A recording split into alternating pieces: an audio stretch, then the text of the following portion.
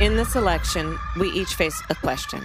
The Justice Department has just indicted former President Donald Trump.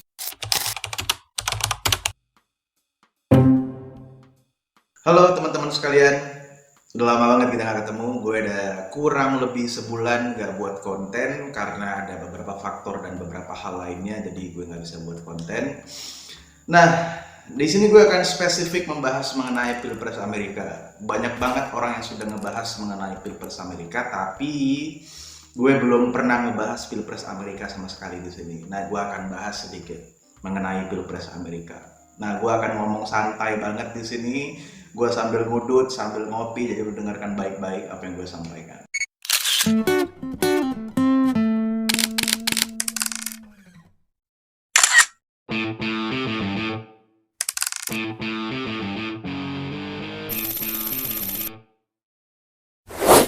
Bagi beberapa influencer ataupun storyteller yang jualan kelas saham, tentunya menjual storytelling mengenai Pilpres Amerika itu sangat-sangat penting bagi mereka.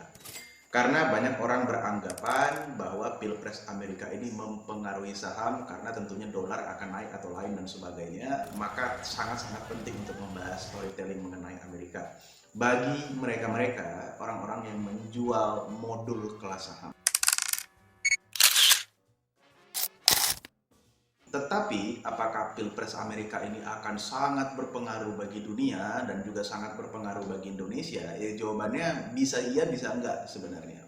Tapi di sini kita akan membahas sesuatu hal yang paling mendasar dari berbagai kalimat-kalimat template atau pernyataan-pernyataan storyteller yang template banget menurut gue. Yaitu, kalau Donald Trump terpilih kembali menjadi presiden, maka keadaan dunia akan damai.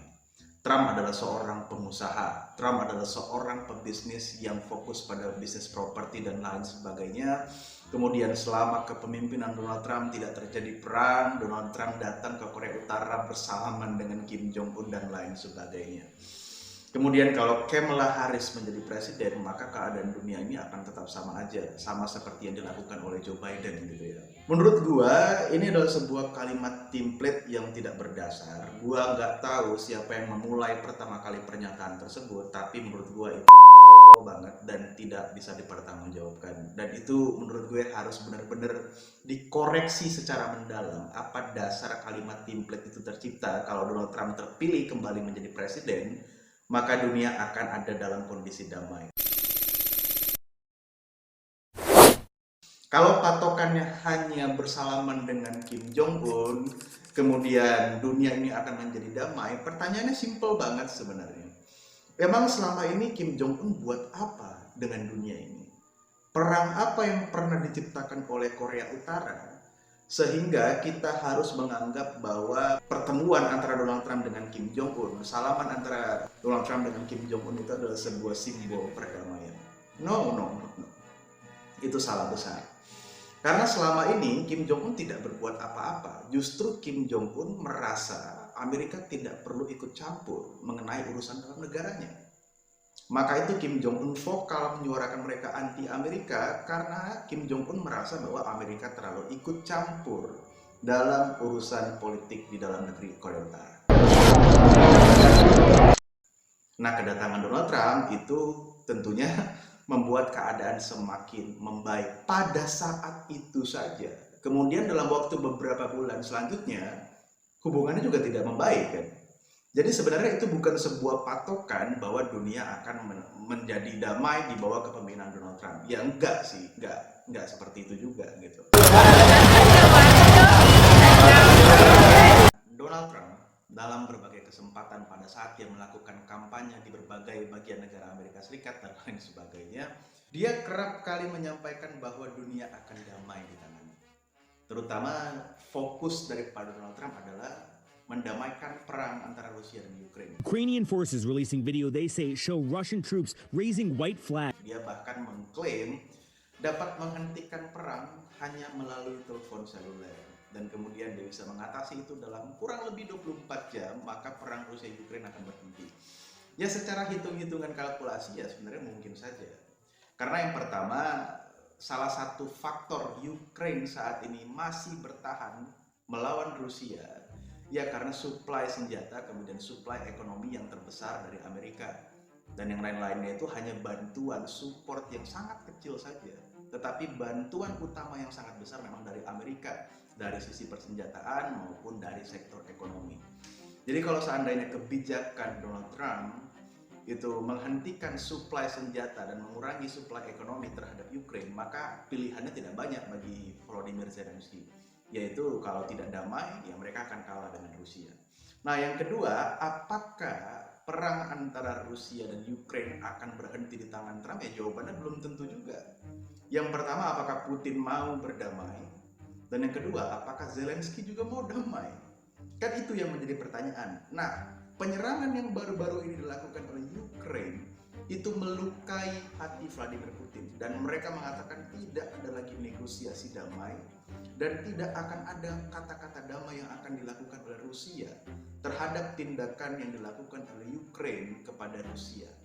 Maka sebenarnya kondisi ini mengingatkan kita bahwa tidak bisa seorang presiden menjanjikan perdamaian, apalagi dia seorang politisi. The more that a broken system tells you that you're wrong, the more certain you should be that you must keep pushing. Tentunya kita tidak bisa percaya atau menjadikan sebuah parameter pernyataan dari seorang politisi untuk memberikan perjanjian perdamaian dunia gitu. Jadi pernyataan yang diklaim oleh Donald Trump sebagai seorang politisi, sebagai calon presiden Amerika Serikat, kalau dunia akan damai di tangannya dia sebagai presiden Amerika Serikat, kemudian dia akan mengembalikan kejayaan Amerika, make America great again, atau sebuah pernyataan atau frasa yang baru saja diciptakan oleh tim kampanye Trump, yaitu make America safe once again, ayo sekali lagi kita selamatkan Amerika. Ya jawabannya versi perdamaian Donald Trump itu tidak seperti yang kita bayangkan. Kalau Anda baca situs dari berbagai kelompok-kelompok Yahudi, kemudian juga situs pemenangan Trump, apa sih visi perdamaian Trump sebenarnya? Yang pertama, dia akan berusaha untuk mendamaikan perang Rusia-Ukraine, karena itu sangat berpengaruh pada kondisi geopolitik dunia dan kemudian sangat berpengaruh pada perekonomian dunia. Itu visi yang pertama. Dan visi yang kedua, perdamaian versi Donald Trump adalah membasmi kelompok-kelompok teroris yang masuk dalam daftar kelompok teror di Amerika. Kelompok teror yang ada dalam daftar teroris Amerika ini itu menjadi salah satu fokus Donald Trump untuk mencegah, mengurangi atau menghancurkan kelompok-kelompok teror ini demi perdamaian dunia. Nah, apa saja kelompok-kelompok yang masuk dalam daftar teroris Amerika? Ya salah satunya adalah Hizbullah, kemudian Hamas, dan lain sebagainya.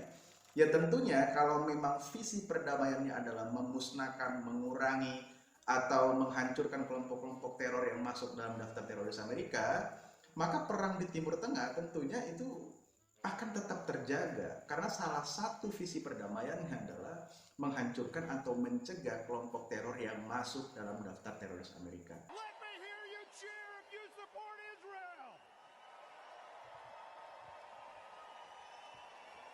Kemudian visi perdamaian selanjutnya adalah mencegah supremasi dan ideologi Cina yang semakin mempengaruhi atau mengancam integritas Amerika, dan kemudian supremasi politik global Cina itu sangat-sangat berbahaya. Jadi ada perang ideologi yang dimaksud oleh Donald Trump di sini.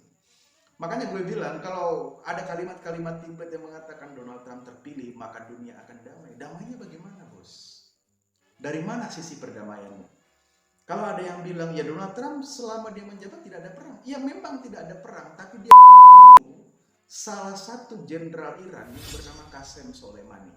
Kemudian pada saat terjadi pergolakan di Laut Cina Selatan, Donald Trump mengirimkan kapal induk Amerika yang berjarak ratusan meter dari kapal induk Cina. Itu ratusan meter loh. Dan kalau saja ada instruksi dari Trump, satu tembakan saja, maka World War III pada saat itu akan terjadi. Kenapa pada akhirnya Ronald Reagan itu ditarik mundur oleh Trump? Karena pada saat itu Trump didemo oleh masyarakatnya di dalam negaranya karena dinilai tidak mampu mengatasi COVID atau gagal mengatasi COVID-19. Trump menuduh Cina lah dalang di balik COVID-19, bahkan Trump mengatakan kalau WHO itu terlibat dalam pandemi COVID-19 dan bekerja sama dengan Cina. Nah, kemudian pernyataan-pernyataan Donald Trump itu tidak bisa diterima oleh masyarakat Amerika dalam beberapa konteks, sehingga terjadi demo yang besar di Amerika. Maka itu dalam situasi yang chaos dan tidak stabil dalam kondisi politik di Amerika, kapal induk Amerika Ronald Reagan yang ada di Laut Cina Selatan itu ditarik mundur oleh Trump. Jadi sebenarnya tidak ada sebuah jaminan kalau Donald Trump terpilih kembali menjadi presiden, maka dunia akan dalam keadaan damai dan baik-baik saja. Itu adalah sebuah delusional tingkat tinggi yang ya itu gue ngerti lah bahwa banyak orang yang menjual-jual narasi seperti itu demi keuntungan konten yang menurut gue ya sah-sah aja sih. Tergantung bagaimana lu melihatnya dari kacamata apa, lu melihatnya dari perspektif apa. Karena menurut gue sama aja. Ya menurut gue siapapun presiden Amerika untuk saat ini itu tidak akan banyak mengubah keadaan global. There's no going back to normal. This is a new normal.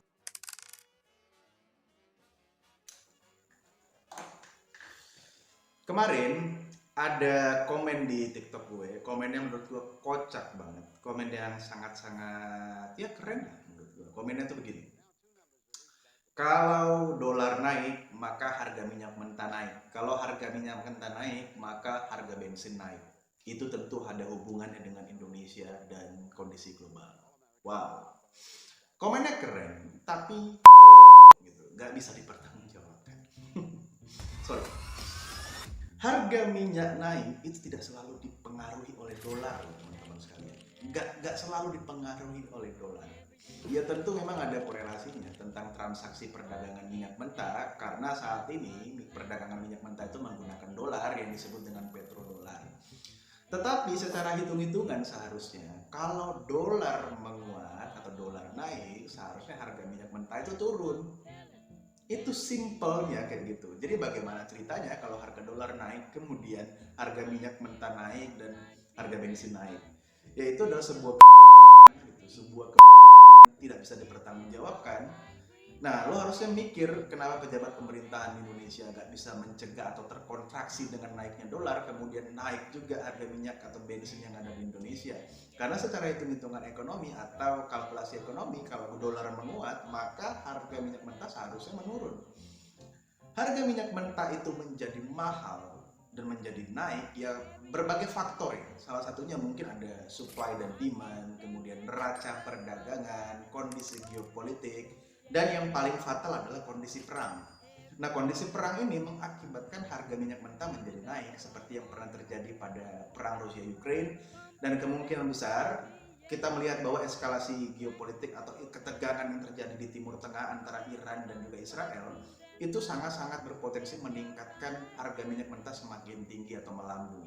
Jadi bukan karena Presiden Amerika Serikat siapa, kemudian harga dolar naik dan harga bensin naik, minyak mentah naik dan lain sebagainya, itu udah sebuah kebodohan. Jadi kenaikan minyak mentah di dunia itu bukan hanya dipengaruhi oleh dolar, siapa Presiden Amerika Serikat dan lain sebagainya. No. Kalau masalah harga dolar naik itu adalah keputusan kebijakan moneter di Bank Sentral Amerika, kemudian juga kebijakan fiskal, neraca perdagangan dan lain sebagainya. Yang memang sentimen pasar itu mempengaruhi dolar. Siapa Presiden Amerika Serikat yang terpilih itu tentunya akan berpengaruh pada pasar. Tetapi pertanyaan sampai berapa lama itu bertahan gitu loh. Jadi nggak usah hiperbola gitu, nggak usah hiperbola. Gue akan menutup konten di sini, gue gak akan berpanjang-panjang seperti janji gue di awal tadi. Nah, ini simple banget sebenarnya. Negara Amerika itu sudah terbentuk ratusan tahun atau 700 tahun kurang lebih. Negara yang sudah berdiri atau terbentuk selama ratusan tahun itu memiliki ideologi, kemudian memiliki mekanisme, sistem, dan agenda yang diciptakan, dibentuk, dipertahankan, dan akan terus dilanjutkan sekalipun Presiden Amerika Serikat atau pemimpin Amerika Serikat digantikan dalam sistem demokrasi. Jadi tidak ada jaminan siapapun Presiden Amerika itu akan membawa perubahan yang signifikan pada dunia, karena ideologi, mekanisme, sistem, dan agenda itu akan tetap dipertahankan, dijalankan, dan tidak akan pernah berubah, bos. Tidak mungkin hanya pergantian satu presiden kemudian mengubah segala hal termasuk ideologi, mekanisme, dan lain sebagainya. No.